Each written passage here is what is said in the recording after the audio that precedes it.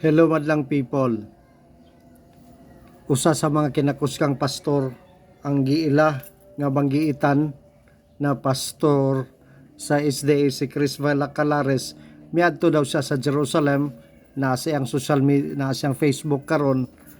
Gasuri-suri dito o gipakita niya nga naa daw simbahan dito ang SDA.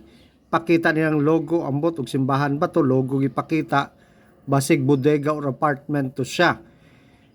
Unyan ay pangutana ani nga in the World Book Encyclopedia, especially sa volume 2 page 77, malinaw man na nagaingon diri, Jerusalem is a city of 3 Sabbaths: Friday for our Muslim brothers and sisters, Saturday for the Jewish people, and Sunday for the Christians.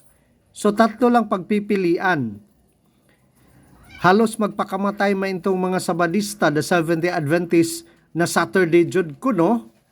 So in Israel, ang Saturday is the Jewish Sabbath day. So therefore, asa man mo ani?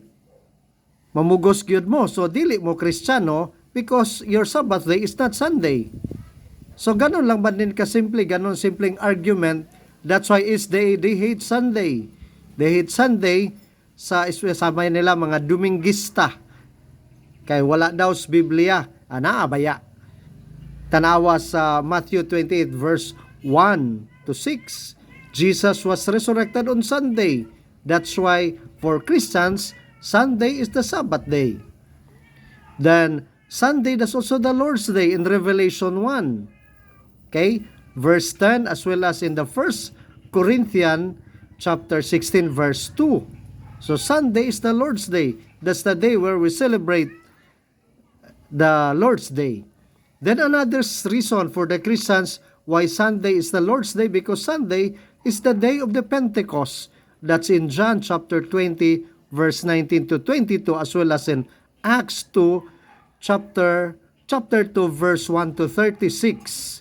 So when the Holy Spirit descended upon Mary and the apostles, Mary was there mga Sabadista. The role of Mary was there in the descent of the Holy Spirit. Ay mog pag binuang nga wala si Mama Mary during that time. Then the apostles worship also on Sunday.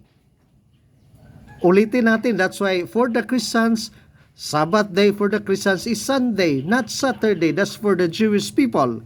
Ulitin ko, the apostles worship on Sunday. That's in Acts 20 verse 7. Then believers giving tithes during Sunday. That's also in the 1 Corinthians chapter 16 verse 2. Kaya nga, hoy, intawon, mga igsuon, ayaw na taon mong pamakak, pamalik na mo sa tinuod nga simbahan. Kaya ang inyong simbahan, basig unsaog paninguha sa inyong mga bakakong pastor, bakakon yun na forever. Once a sulpot, you're always a sulpot. Yun yung sakit ng kamatuuran. Ay na mo grason, gamitan lang utok. Kaya kung mo gamit kag utok, mabalani mo ang kamatuuran. So, God bless everyone. May time pa mga isday na magbago intawon kamo. Huno nga ang pagpangdaot kay walay kaparian at sa kalawalay mga CFD na nang daot unta gitupag lang ang inyong akusasyon. Especially akusasyon nyo na ang sa Revelation 13, especially ang 666 na sa Santo Papa. Hoy, pag sure mo, pila na ka Santo Papa miagi.